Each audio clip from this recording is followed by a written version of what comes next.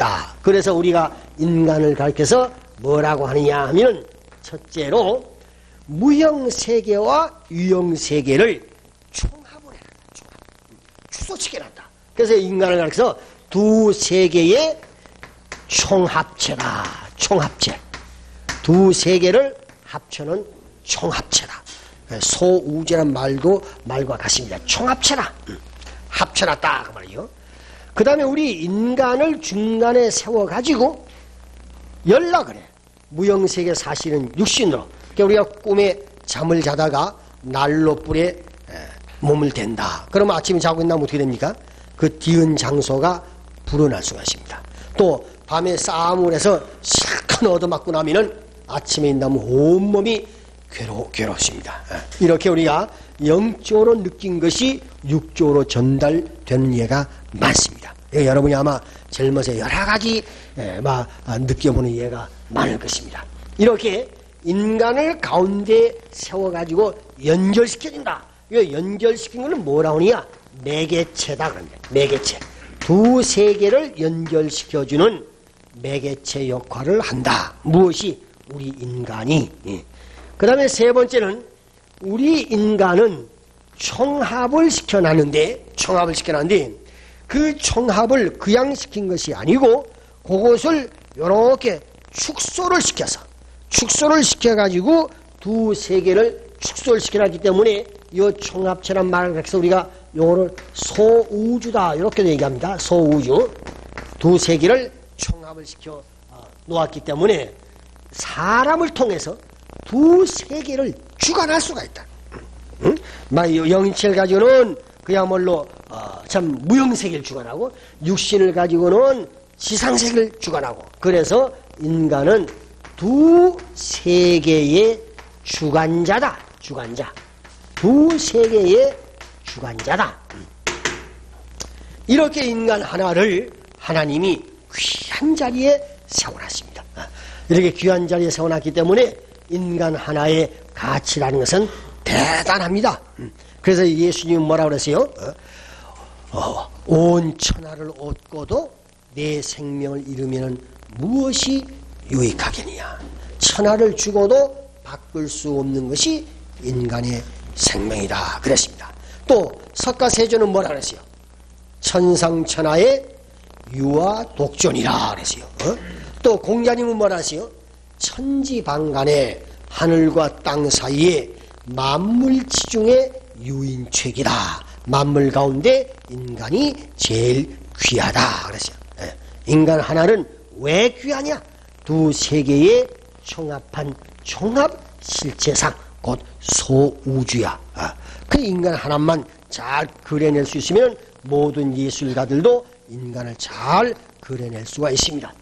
또 인간은 두 세계를 중간에 서가지고 연락해주는 매개체 역할을 하는 유일한 존재자다 그 말이에요. 또 그렇기 때문에 두 세계를 우리가 주관할 수 있는 주관자 입장에도 쓸 수가 있기 때문에 인간 하나의 가치는 대단히 큰 것입니다. 자, 그럼 여기서 우리가 소우주란 말이 나오는데 또 천상천하의 유아 독존을 했는데 정말로 우리가 천주의 주관자냐 주소체냐. 우리가 지상에 존재하는 이 유형세계에 존재하는 것들을 한번 예를 들어봅시다. 지상에 존재하는 것을 우리가 설명하면 인간을 제외하고는 동물이 있습니다. 그 다음에 인간을 또 제외하면 식물이 있습니다. 그 다음에 뭐가 있어요? 광물이 있다. 광물이 있어요. 그럼 우리 인간은 이 동물, 식물, 광물이 가지고 있는 것을 다 소유하고 있어야 됩니다. 그래서 우리 육신은 동물이 가지고 있는 구조와 요소를 다 지니고 있습니다. 동물도 입이 있고 눈이 있고 코가 있고 동물도 그야말로 참 대장이 있고 다 있습니다. 그러니까 동물의 구조와 요소가 인간의 육신과는 같다. 그러니까 동물을 대표할 수가 있죠. 그럼 식물의 구조하고 요소도 같으냐? 이렇게 보면은 식물은 나무에 뿌리가 있습니다. 그러죠? 뿌리 위에 줄기가 있어요. 줄기가. 그리고 여기에 잎이 돋아 있습니다. 요 나무의 잎과 같은 것이 뭐냐? 사람으로 보면은 이것이 폐자입니다. 폐. 그러니까 우리가 산소를 들여 마시고 수소를 내뿜지요. 우리가 일정보 하면 몇 폐입니까? 3000폐 일정보죠. 일정보에 소나무가 꽉 들어서 있다. 그러면은 그 일정보의 소나무가 내뿜는 산소는 70명의 사람이 1년 동안 살 수 있는 산소를 내뿜는답니다. 그러니까 이 식물이 없으면은 우리가 이 산소 결핍증에 걸립니다. 지금 우리가 지구상에 자꾸 나무가 지금 적어 들어가고 있어요. 우리 한국도 지금 골프장 만든다고 나무 막 비워냈어요. 오늘 아침 방송 들으면서 왔는데 아주 경기도 지역에 아주 그 골프장이 굉장히 몇 배가 늘어나 버렸더라고. 그럼 그렇게 많이 수목을 잘랐다는 얘기죠. 지금 저 브라질이 세계에 공급하는 산소량에 그야말로 아주 번거지가 되었습니다. 브라질에. 그 브라질 사람들이 나무를 자꾸 절단하는 거예요. 그러니까 선진국가들이 그 나무 다 잘라내면은 지구가 산소에 결핍증이 생기니까 자르지 말라. 그러니까 그러면은 자르지 않을 테니까 돈을 내라 말이요. 그래 지금 아주 미국 선진국에서 돈을 내고라도 지금 그거를 자르지 못하게 하려고 애를 쓰고 있습니다. 왜 그러냐면 산소는 요 나무 잎에서 나오는 탄소 동화 작용에 의해서 모든 나무는 참 수소를 들여 마시고 탄산가스를 들여 마시고 산소를 내뿜습니다. 그게 하나님하고 얼마나 하나님이 조화를 잘 시켜놨습니까? 바로 이것은 사람의 폐장과 마찬가지입니다. 그래서 사람의 폐를 엑스레이 찍어 놓으면은 나무 잎에다가 계피를 씌워 놓은 거와 모습이 같다 그 말입니다. 그 다음에 이 나무의 뿌리는 뭐와 같으냐? 이것은 사람으로 말하면 위장과 같습니다. 사람 위장은 땅에서 나는 쌀을 먹고 그 다음에 음식을 먹어가지고 영양물을 흡수합니다. 그 다음에 나무 속에는 도관과 사관이 있어가지고 영양물을 오르락 내리락 합니다. 이건 뭐와 마찬가지냐? 사람 말하면 심장과 마찬가지다. 사람의 심장은 하루에 1200칼로리를 우리가 흡수해야 되죠. 2400칼로리를 흡수해야 되는데 그 심장이 발산하는 열이 많습니다. 이것은 동맥에서 들어오는 피를 정맥에서 들어오는 피를 받아가지고 걸러가지고 다시 그냥 동맥으로 내보내는 일을 합니다. 이것이 마치 도관과 사관과 마찬가지입니다. 그러니까 이런 구조가 식물과는 같다는 거예요. 그리고 이 식물을 형성하고 있는 요소와 인간의 몸을 구성하는 요소가 같다는 겁니다. 그런 점에서 우리 식물을 대표할 수도 있다 그 말이죠. 그 다음에 광물을 어떻게 우리가 구조적인 면이나 요소적인 면에서 대표할 수 있느냐? 광물을 우리가 대표를 한다면 지구를 생각할 수 있습니다. 이 지구와 인간이라 하는 것을 우리가 비교해 보면은 사람은 모든 몸 외피에 털이 납니다. 머리털이 나죠. 또 피부에는 솜털이 나죠. 그 털 밑에는 근육이 있습니다. 또 근육 밑에는 뼈가 있습니다. 그리고 뼈 속에는 골수가 있습니다. 이게 인간이 만들어진 단계입니다.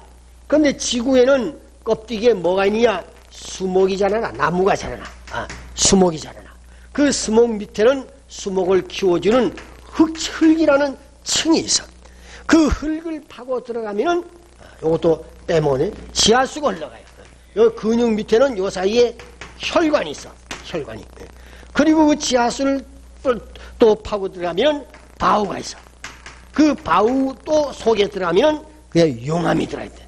그래 용암이 터지면 화산이 돼 나옵니다. 그러니까 사람은 털이 있고 근육이 있고 혈관이 있고 뼈가 있고 골수가 있듯이 지구는 수목이 있고 흙이 있고 그 다음에 지하수가 흐르고 바우가 있고 용암이 있다. 이러니까 계층이 되어진 구조가 같다 그 말이죠. 그러면서 사람은 겉으로 보면은 아주 단조로웠습니다. 단조로워. 사람 옷을 벗어놓고 보면은 아주 겉모습은 단조롭습니다. 그런 사람의 만약에 배를 갈라놓고 보면은 속은 참 복잡합니다. 사람 속은 복잡합니다. 그런데 지구는 정반대야. 지구는 껍데기는 참 복잡합니다. 높은 산이 있고 그 다음에 개울이 있고 골짜기가 있고 아주 지표는 복잡합니다. 그러죠? 그러나 지구 속은 간단해. 왜 간단하냐? 그냥 파보면은 흙 나오고 물 나오고 바오 나오고 자갈 나오고 간단하다는 거예요. 그러니까 지구하고 인간은 반대입니다. 사람은 속이 복잡하고 지구는 겉이 복잡하다. 그럼 사람 속에 뭐가 있습니까? 사람 속에 오장육부가 있다. 그러니까 지구 껍데기에는 5대양 6대주가 없을 수 없다. 또 지구는 70%가 물이고 30%가 근육이야. 그러니까 지구도 70%가 바다고 30%가 대륙으로 되어 있다. 그런 점에서 사람하고 지구도 구조도 같고 요소도 같다. 이래서 사람을 가리켜서 만물의 영장이다.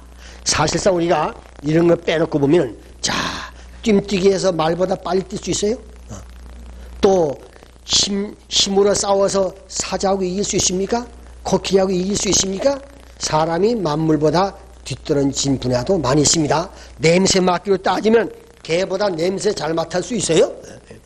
또 기러기 봐요. 저 북극의 갈매기는 새끼를 낳아가지고 둥우리에다가 새끼를 두고 어미가 참 먹을 음식을 날라다 주고는 매장하게 어미는 저 남쪽으로 날아가 버립니다.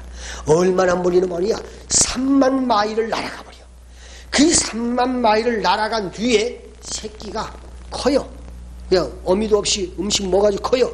커가지고 그 새끼가 어머니를 찾아갑니다. 3만 킬로 바깥에 가 있는 어머니를 어머니 아버지가 날아간 그 공간에 비가 와도 수십 번 왔고 바람이 불어도 수십 번 불고 지나간 그곳을 그대로 찾아가지고 그야말로 저 3만 마일 바깥에 가 있는 부모를 가서 상봉을 해. 그런데 사람은 저 청량리에서 자식 낳아놓고 용산과 앉아있어도 찾아와요? 못 찾아와요? 못 찾아와. 여러분도 지금 갔다가 정말로 어디 한쪽에 갖다 놔도 찾아오려면 한참 헤매는데, 그야말로 갈매기는 그 공간 속에 아버지 어머니가 날아간 그곳에 냄새를 맡으면서 그대로 찾아가. 동물은 어떻게 찾아가는 거니? 동물은 모든 새끼를 나누면 그 동물은 어미가 새끼 코에다가 숨을 불어넣어줍니다. 숨을. 그게 숨을 불어넣어 줌으로써 그 분모의 그 뭐라 합니까? 냄새를 그 새끼가 구분할 수 있도록 딱 만들어줍니다. 뭐 송아지가 얼굴 보고 찾아간지 합니까? 냄새로 찾아갑니다. 모든 동물은 어미를 뭘로 찾느냐? 냄새로 찾습니다. 그러니까 그 어미가 한 번 지나간 그 공간에 바람이 불어도 지워지지 않고 있다는 거예요. 그러니까 그 새끼가 그대로 밟아가요. 그럼 여러분이 지나간 곳에는 자죽이 남아있겠습니까? 안 남아있겠습니까?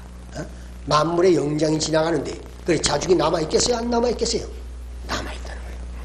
또 벌 봐요.